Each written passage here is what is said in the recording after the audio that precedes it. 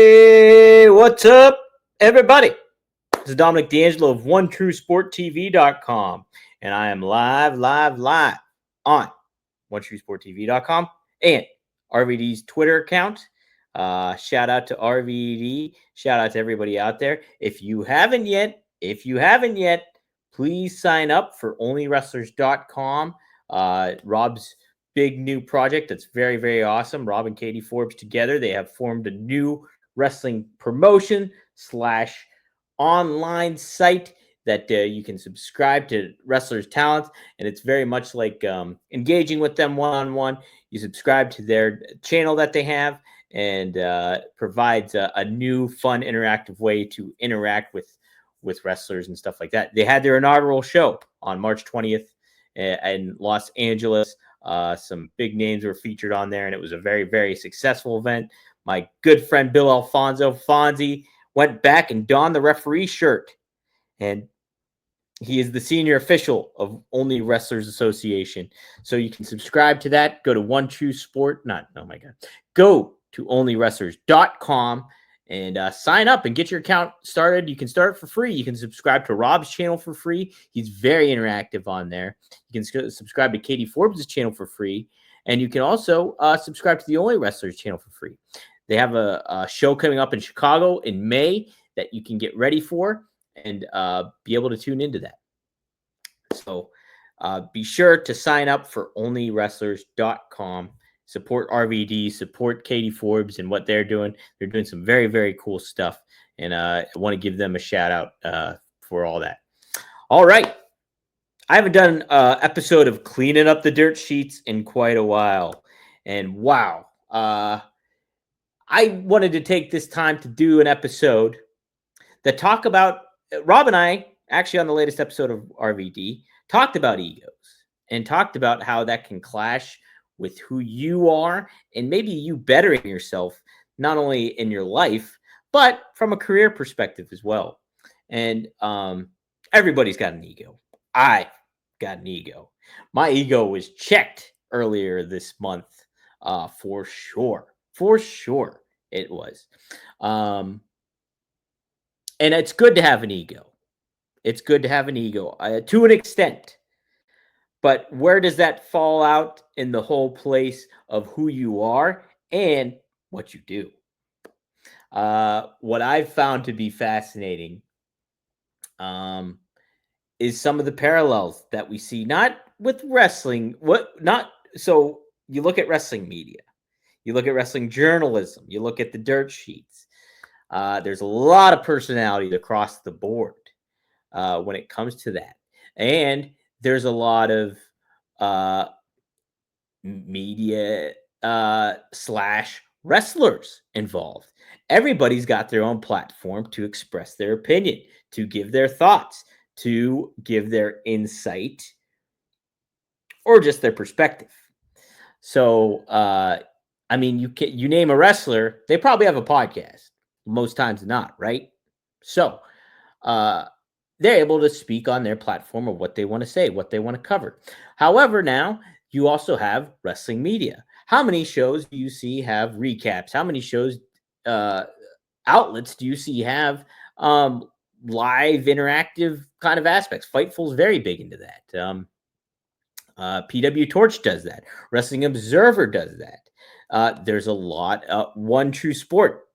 We got to get better at doing that. That's part of my new agenda in 2025 is cultivating more of a steady, consistent presence of online media interaction. Now, we do have our good shows with Kick Ash and Brass Ring Media and the Nocturnal one as well. So we do have a good presence on here, but we want to make the presence bigger. We want to make it more consistent. We want to give a certain aspect. Anywho, going off the rails a little bit. What I'm trying to say is that wrestling media, it intertwines. Who else has shows? Conan and Disco Inferno, Jim Cornette. Now, they don't go live. He doesn't go live. Neither does Conan and them. But they have that presence. They're their own media. They have a platform that people listen to and hear about. And now the wrestlers have their own experience. Promoters have their own experience. Bookers have their own experience. Managers, Jim Cornette has their own experience. Wrestling media, do we have an experience? Sure, we do. Do we have the knowledge and the insight of behind the scenes aspects? Somewhat what we hear, what we garner, where we've been, where we maybe haven't been, it sets us to what our perspective and outlook is. It facilitates our opinion that we give. You look at some clowns like JD from New York. He has his own show, and he expresses his opinion. Very polarizing, very ego driven, is it not? His ego has gotten checked. He elevates his own ego. Now it makes me think, how many people here, let's give some shout outs to Triple E is in the chat here, so a shout out to him. Yeah, better late than never. I showed up a tiny bit late on this. I actually looked right at the clock. I was doing financial stuff. I hate doing financial stuff. And then noticed, I was like, oh my God, it's 7 o'clock. I gotta go live. So here I am. I'm live. If you guys aren't familiar, Clean Up the Dirt Sheets is my new show that I've been having to do for the past couple months. And it's been about probably a month since I've last done an episode. But what I do is I cover some inner aspects of wrestling media, the dirt sheets, giving my perspective on certain things, and explaining some of my experience and my thoughts on it all. Anywho, what I'm going with here is, so you have these egos from wrestling media coming into play and sharing what they think is their insight, or some expressing their knowledge, and maybe they have some sources, and they've accrued some form of credibility into the business, or a level of credibility that also creates some polarization amongst the wrestling media, wrestling fans, and the talent themselves, meaning the wrestlers. So certain people, you look at it, if you're in the business here, you've of reporting or writing, a lot of my colleagues, whether they're editors or whether they're just staff writers for a certain outlet, have received some sort of negative or positive reception when it comes to what they write about, what they cover. Now, doing this aspect of creating content, going live on YouTube or going live on X or anything to that effect, you cultivate, hopefully the plan is to cultivate an audience, cultivate a following. Some people respect media journalism, some of their opinions, some of their thoughts. Others, it's a lot of aspects. Well, so what I'm getting at here, how many people, and obviously this is rhetorical because, you can feel free to add some comments whether you're watching on X or you're watching on YouTube, but how many people are familiar with the Stephen A. Smith, LeBron James situation that's been going on? Man, what a fascinating thing to follow along with that. And it made me think about egos, especially journalism egos, journalist egos, writers and reporters egos. They're always, as if you're pretty good at what you do, you are confident in your abilities and what you express, and you can be very opinionated, and you, and many times, stand by your opinion. You stay strong in your opinion. You almost feel that you're a part of it. You're a part of whatever genre you're covering in certain ways. Stephen A. Smith certainly has accrued a reputation of being one of the biggest names in sports media. Now, does everybody like him? No. Do people like him? Yes. There's situations he clearly, and I'm not saying this as a negative aspect, I'm saying this in general, he clearly has an ego. And that ego got checked with LeBron James. We all saw that footage, if you followed it, of LeBron confronting him at the Lakers game, him standing up to Stephen A. Stephen A is a very tall man, but not as tall as LeBron, and LeBron is towering over Stephen A. Smith. I guess I wouldn't say Stephen A. Smith's a very tall man. He's probably like 6'1", but everybody's tall to me. And you saw that exchange happen from a distance. Stephen A's ego got checked at that point. So Stephen A, in retaliation, went on all his platforms that he has and went on this podcast tour of being interviewed. He was on Gilbert Arenas' show. He was on his own podcast that he did. He was on First Take. And here he's defending himself from what he has said about LeBron, what he has said about LeBron's son, Bronny, and more so of that. And then LeBron fires back, going on Pat McAfee's show, tying into wrestling, going on Pat McAfee's show and being interviewed by Pat. And hey, I don't want to be interviewed by you, Stephen A. Smith. I want to be interviewed by Pat McAfee, your rival, who has already a tenuous relationship with ESPN. Very profitable, I'm sure, because he is a big cowbell carrier for ESPN. He's that people tune in to Pat McAfee.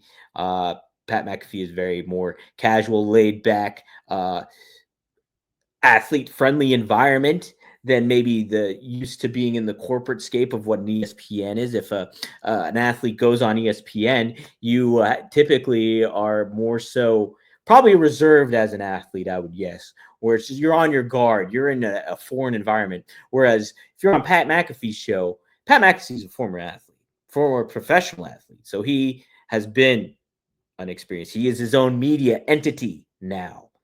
So LeBron going on Pat McAfee is a shot across the bow to Stephen A. Smith. Hey, look it, I'm on his show. I'm not going to be interviewed by you, Stephen A. I'm going on Pat McAfee's show. Not only sticking it to ESPN, the big wigs at ESPN, but I'm sticking it to you too. And this is what I feel about you. This is the thoughts I have about you, Stephen A. Smith, and what you have done. Stephen A. Smith then fired back at LeBron. I haven't listened to each one episode. I have not listened to the whole. Maybe I've heard barely even any snippets of LeBron James's interview with Pat McAfee, but I did pick up on information that he said some things and certain things like that. Now I do know Stephen A. I caught wind of what Stephen A. said. And honestly, I think Stephen A.'s ego let it get the better of him. He ended up expressing that, bringing up LeBron James. I didn't bring up anything when you were not at Kobe Bryant's funeral.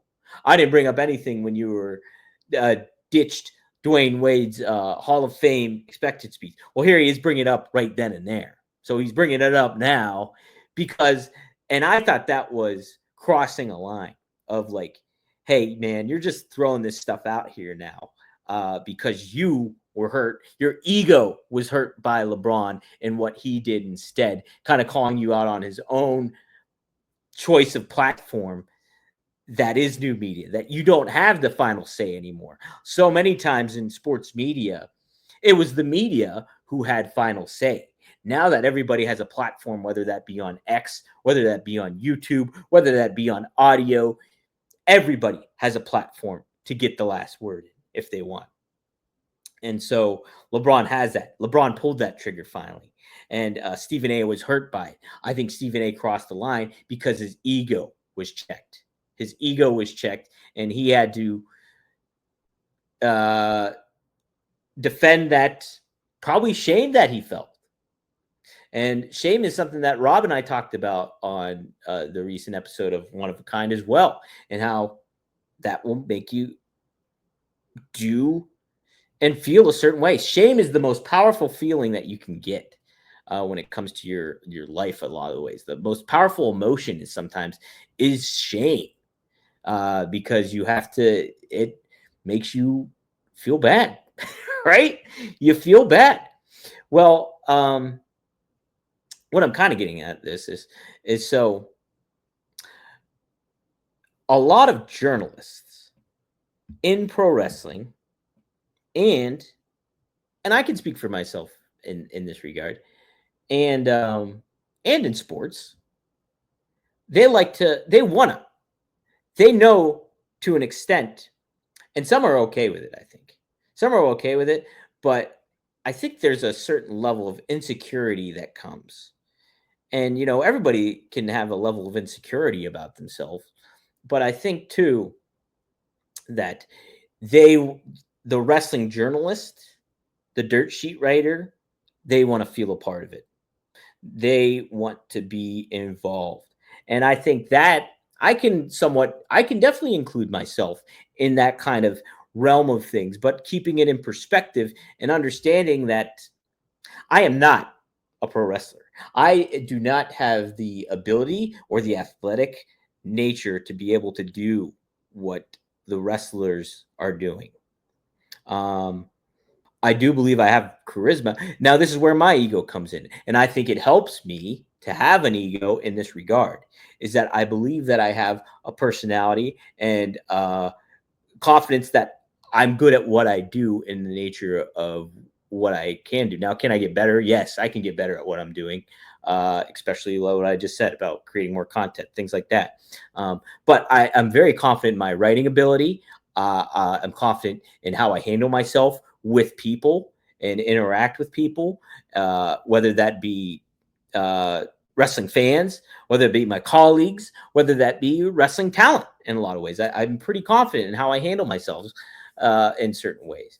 Now, for me to kind of navigate where that line in the sand begins and ends here, uh, I am not a wrestler. I do not I don't go on the road. I don't put my body on the line 300 and something miles away via car to for $20 a hot dog and a handshake. I do it to a smaller extent where I go to IWC and do the color commentary stuff and I get to showcase my personality in certain ways, but I am in no way a pro wrestler, and nor will I ever be to that level. So I don't think, and I think when you look at some wrestling media personalities, things like that, they want to be as close as they can to that. They want to be as close as they can to, hey, I'm in the business. And I think that also creates a little bit of ego where it doesn't need to be. So, like Stephen A. Smith, sure, it's great to have an ego, but his ego has gotten the better of him, I think, in this feud he has with LeBron James, where it contradicts uh, the perception of him. I will be honest. Uh, I I didn't like First Take. I never liked First Take with Stephen A. and Skip Bayless. I really honestly think that that um, that destroyed a lot of the sports media that I loved watching on television, like Around the Horn. I loved Around the Horn. I liked the sports reporters. I liked PTI. Stephen A. was an overly expressive, uh, hyperbolic. Same with Skip Bayless. It just was like almost like a over the top when you overbook something in pro wrestling. It was overbooked. It felt disingenuous. There was no authenticity to it. It felt, and I think the more hyperbolic things that you say, the more eyes that show got on it. So I really honestly think that a show like that really ruined what I enjoyed about watching and consuming sports media. And egos. Stephen A. doesn't just have an ego. Skip Bayless has an ego. And Skip Bayless, that ego has come back to bite him. You look at the lawsuit that went on, the FS1 lawsuit, if you're not aware of that, search it. Skip Bayless's name is mentioned. Joy Taylor's name is mentioned. And Emmanuel Acho is the other name that is mentioned. And you know what? Skip Bayless has been like there's some controversy surrounding that, but ultimately, I don't think he did. If I had to venture a speculative guess, that I don't think he did anything egregious. I think he just stepped in it because of his ego. His ego got the better of him. He wanted to match up against Shannon Sharpe. He wanted to be on the level of Shannon Sharpe, an athlete who has been there. The insecurity of Skip Bayless got at him. And finally, like, Skip's probably said some wild crap that where he shouldn't have and got himself in trouble with this lawsuit where his name is mentioned. So even in the pro sports realm, where there's more of a structure, where there's more of a, I guess, a professional aspect that comes into it, there's egos involved. So in pro wrestling journalism, in the media aspect of it all, where everybody can be a personality if they want to, everybody can put out content if they want to, ego comes into play. Egos get checked. And how does that media personality, how do they react to it? I see a lot of people, some of my colleagues and stuff like that, where they have a high sense of what they do, and sometimes I don't think it's warranted. I don't. Um, I do think some people can have the right to do that stuff, and there's more of I think, a leeway with it because their reputation and their experience and their knowledge and their professionalism to an extent speaks to what they've done before. So I think to an extent it can be beneficial. A name that people bring up that's very primary in this world of pro wrestling media is Sean Ross Sapp. He's like the name that's the go-to name now for news and reports. Fightful Select, they get like the behind the scenes, dirt sheet, rumors and innuendo that come into play, that fans like to consume and stuff like that. So the eyes are on him a lot of the times when it comes to that. And I think Sean, his reputation is good overall, like what he does from a journalistic perspective and what he does to report things. And I think he's earned a solid, good reputation of what he reports and it being backed up. So, and I know he goes back and forth with some people on media, on social media and things like that. People follow a lot of the content that he brings along because he's created a track record for himself for being reputable and accurate in a lot of ways. Whereas there's other ones that want to create that persona, that want to create that perception of them. That, hey, I know what I'm talking about. Listen to me. Listen to the reports that I have. I'm going to say I've been calling this person out a couple of times I called it out on RVD. I called him out on social media. Ibu from Wrestle Purists. So far, he has not cultivated goodwill with me. And I've never interacted with him. I can't speak to the type of person that he is, but from what I've seen of him and how he's handled himself is not a way I would do something. Like with the whole stuff when it came to the Discord and him leaking information that he received regarding AEW talent, and that not being public knowledge, but he reported it to his Discord following, which is fans. And then sure enough, those fans leaked it out and shared that information. And then that got out to everybody else. You never do anything like that. Now here's an ego thing. Look at this. So here's my own ego. I have heard plenty of information from talent and things like that were told to me in confidence that I would not share. And I want to keep that confidence. And so very little do I report things.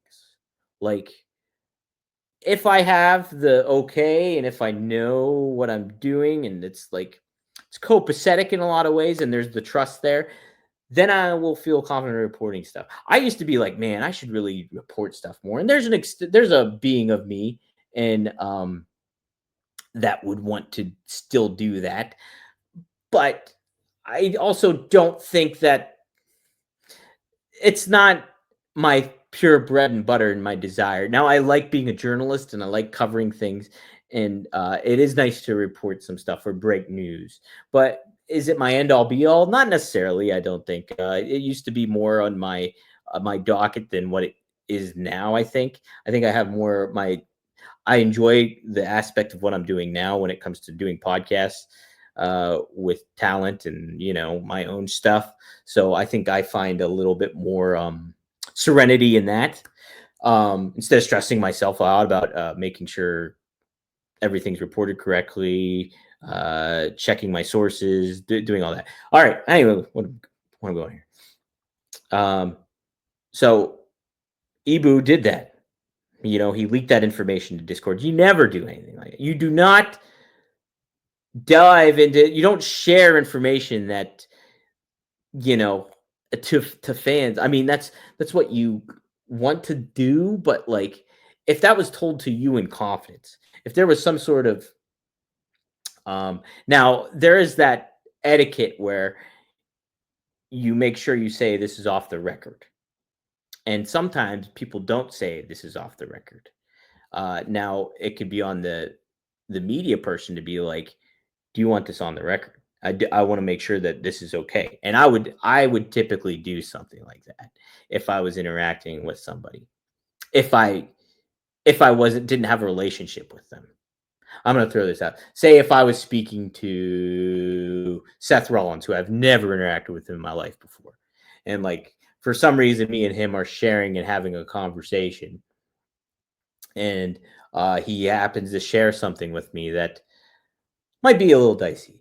I think I would do him the courtesy of saying, "Do you want this off the record?" Or in turn, I wouldn't even report anything like it that he shared with me because I think he's speaking to me in confidence that I would not share something like that to him.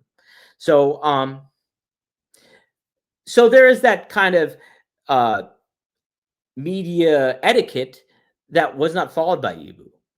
And now he went on one of the Fightful shows and apologized and spoke his case and says like, "I'm very sorry and I shouldn't have done that." And I think he knew he shouldn't have done that in the first place. Like, okay, you apologized, but what you did was wrong in the first place. And then he did this thing where he's like, "I gotta go away. I'm gonna go away for a little bit, recollect my thoughts," things like that. He was only gone for a couple of weeks, and then he came back. And then, so he's been associated with the site Wrestle Purists. Now, I have taken my exception to Wrestle Purists, and I'll cover this on a later episode. Is the content, what is that called when they take stuff and they don't do a good job of sharing it? With the stuff that you see on social media where they report things and they credit to an extent, but they don't necessarily do the whole thing. Anyways, he's part of that ecoscape again. And I don't really think I think he's got an ego that he needs to scratch that itch for. And we all do. We all do. I do. I certainly do. I think, if you're in this realm of things, everybody has that. But I also think you got to know when it's right and when it's wrong.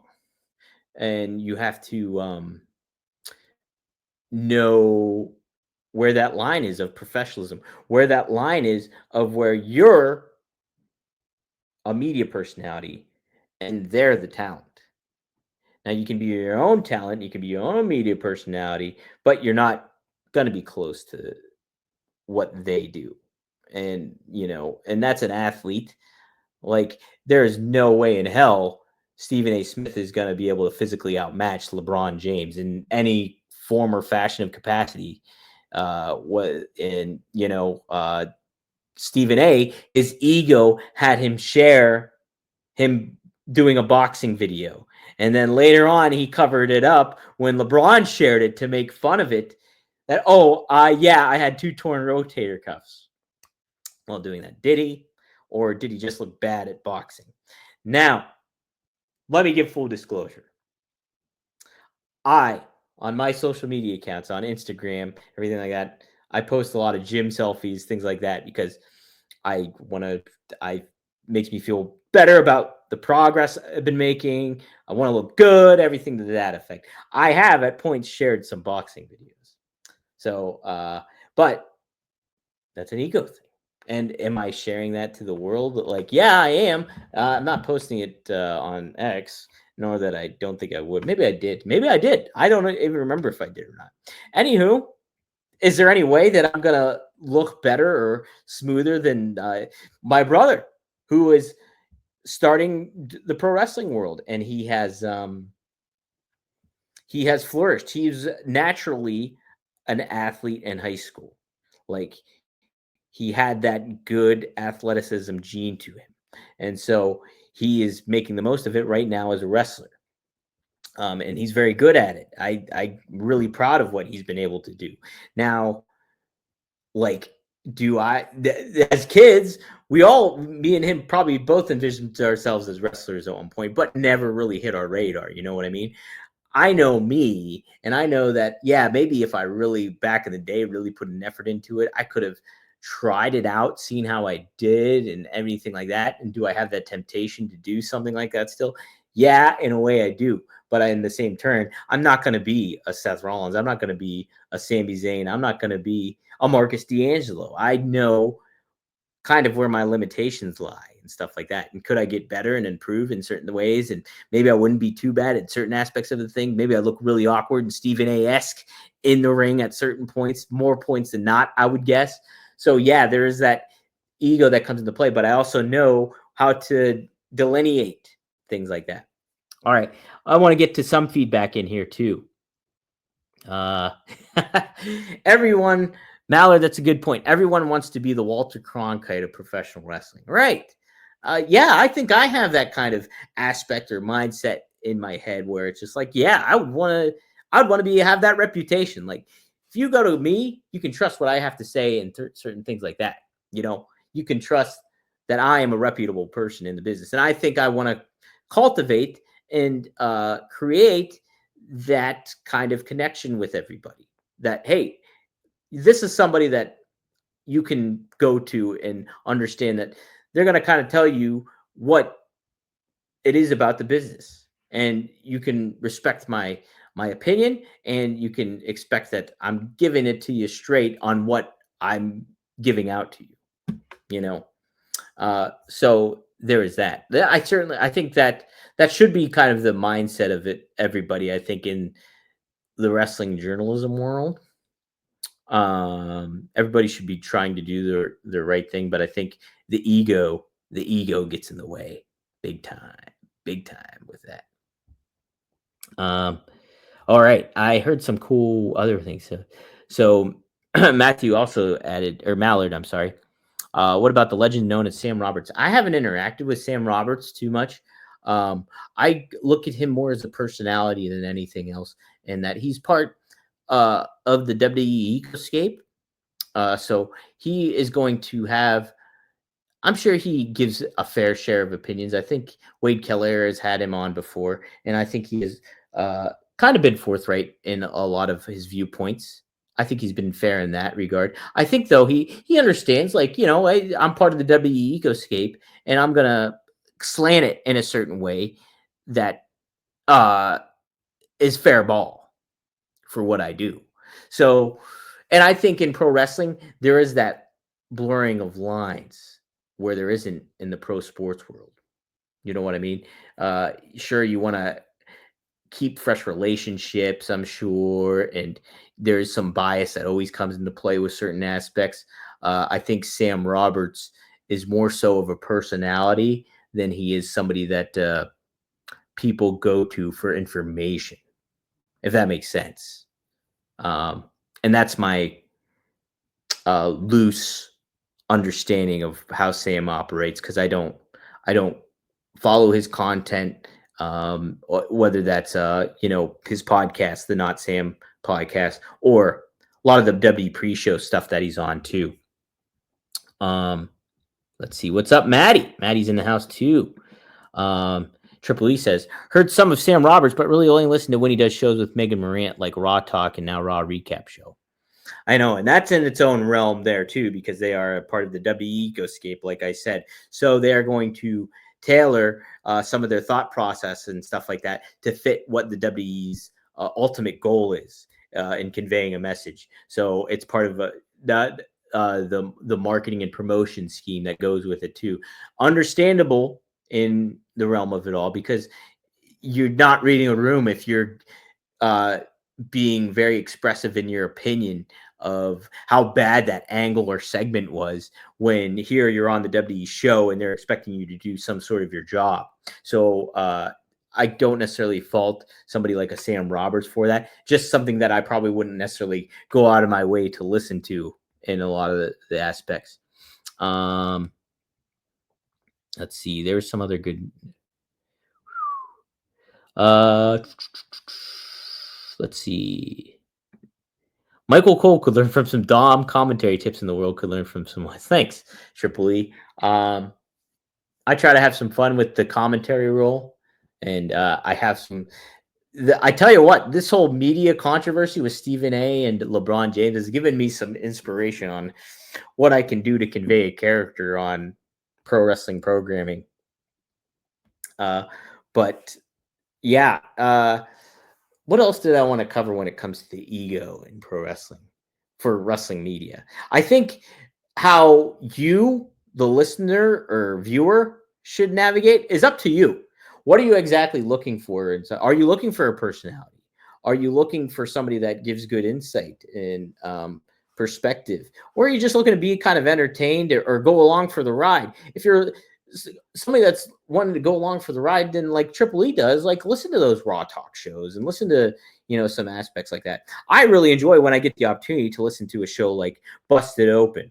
I like that Dave LaGreca is somebody that he's a wrestling fan, but he also came from the NFL world. He used to do NFL work, and I like his exuberant personality, and I like it in tandem that he does express his opinions and thoughts, and gives his outlook on the weekly shows. And he's got other personalities that come on from a Tommy Dreamer gives his opinion and things like that. I think some of that stuff is very insightful, yet also very entertaining at the same time.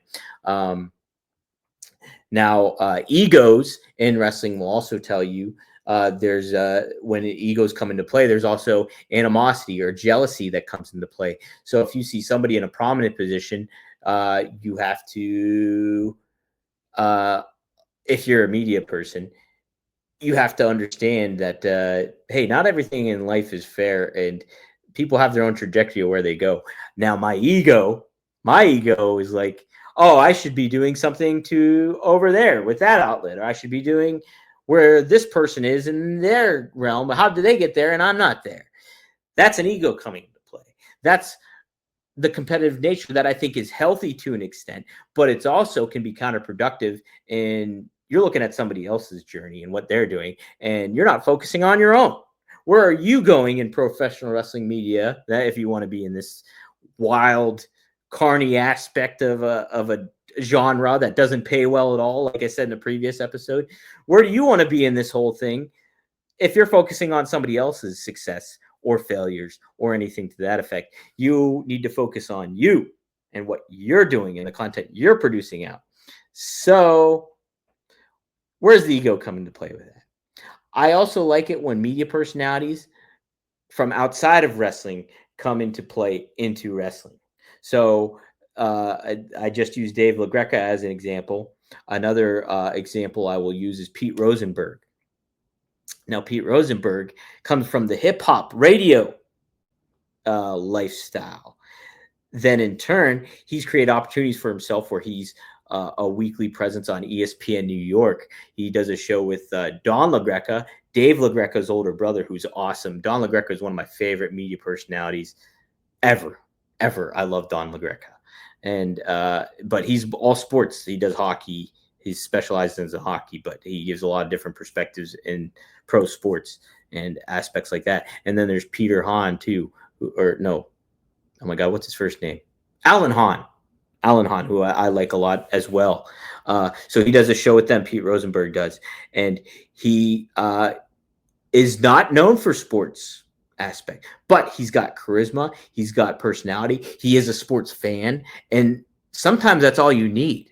And he was able to be plugged into that radio show. He does Evolve commentary now with Robbie E / Robert Stone, and he also is very involved in some of the fringe aspects of WWE. So he'll show up for big events like WrestleMania, like a SummerSlam, and help out and be a personality on there. I like it when those talents come into the pro wrestling realm. They're not in that bubble. They understand the professional aspect of it all, and they bring their outside elements and their knowledge and their insight into all that. And I think that is a fascinating, great thing to do. Like a Pat McAfee is another one, obviously. What I'm getting at, though, is like even somebody like a Pete Rosenberg is great at his, knowing who he is. Like, he's got a confidence. He's skilled at what he does, and I'm very impressed with how he handles himself. But he also does it. He can understand. He can read a room. He can read a room, and he can handle himself in any of those aspects, which I think is really commendable. And he doesn't have an ego about him. Like everybody's got, like I said, everybody's got an ego, and I think everybody should have an ego to an extent. But it's where you keep it in check is where the endpoint runs and goes. Now, I take exception with some of my colleagues at my level and how they handle themselves. Sometimes I think it's very immature, it's very unprofessional, and it's very self-serving. Now, I am not going to make a statement that it's bad to be self-serving in this business, because you need to be to an extent. The content that I share, I put my freaking face on the YouTube thumbnail. Like that feels like an ego move, right? And it does. But it's just like, okay, that's what people are doing. I guess I need to be a part of that realm too, where it's just like, okay, you see my face. Maybe the algorithm helps that out and hopefully cultivates some sort of views or people eyes on the product of what I'm putting out there. But maybe that also creates some recognition to viewers that, hey, I've seen that face before. He does a show with RVD, or he does a show with Magnum TA, or he's on this show with Robert Karpolis that I tuned into. I want to see what he has to say. So there's that other aspect that comes in and makes you embrace a little bit of that ego. Darren Staley says, been working around the house with this on in the background. I swear I kept hearing Darren, and I'm like, what did I do? I wonder what I'm saying. What am I saying instead, Darren, that's making you think I'm saying Darren? Dare I say? Is that what I've been saying? Well, I hope you've been enjoying it in the background at least. If you guys have any questions, feel free to get them in. I do enjoy cleaning up the dirt sheets. There's a lot of stuff that really grinds my gears. I tell you what, when that whole... So, reason I called Ibu out was because Wrestle Purists took a quote that I wrote out for RVD that we did on a show. It was the John Moxley news that really blew up. It was the John Moxley news. I wrote out the quotes that RVD had to say, and I shared them. I shared them out to the wrestling media. Now, as a courtesy, when it comes to this stuff, and I understand there's this realm of these content, dang it, I wish I knew the term for it.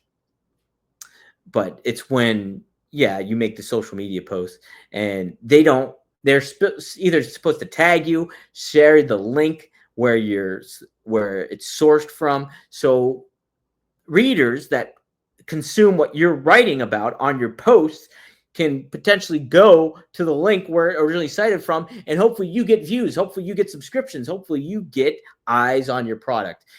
Wrestle Purists didn't do that for me and for my RVD thing. So I was ticked. I was pissed. And I still am pissed. And like when that comes to night, and that's what I mean, is like somebody like Ibu, who said he was sorry, who wants to create a good reputation after a mistake that he's made, is not creating goodwill with somebody like me when you don't share in the proper fashion. You don't cite and you don't credit back, because we all understand how this thing is and how we want to get more eyes on what we're creating, because that's what makes the world go around with this stuff. I want to create a bigger audience for RBD. I think it's an awesome podcast. I love doing it with Rob, and I think it's really, pun intended, is one of a kind and what Rob does. So that in turn gives me a little bit of ammo that I want to say out there and give my thoughts about all that stuff. Darren says, talk about my ego. I'm like, obviously somebody must be saying Darren. Now I'm saying Darren. So there you go. Oh man, are you going to be seeing a ghostwriter on his new album if one is released? Read that great Cena poem. Oh, thanks. Did you watch Raw earlier? Another great Cena. I have not watched Raw earlier. I've been saving it. I'll probably watch it tomorrow morning. Depending on what kind of work I get done tonight. So that's my plan for that. Maybe I'll have that on while I do some cleaning of my apartment and get some stuff situated in my life in general. But all right, I guess, guys, that'll do it for today. Episode 3 of Cleaning Up the Dirt Sheet is in the book. If you want to go back, the first episode I did was just the state of wrestling media. Oh, wait, is this the third or fourth one I'm doing? Let me take a look real quick. If you guys like what you're seeing here, and if you're on my YouTube channel, it is onetruesporttv.com. Used to be the Kurt Angle podcast channel. So if people are getting tripped up by that, that is why you're seeing me and not your Olympic hero. But we also are going to create a big presence on here in 2025.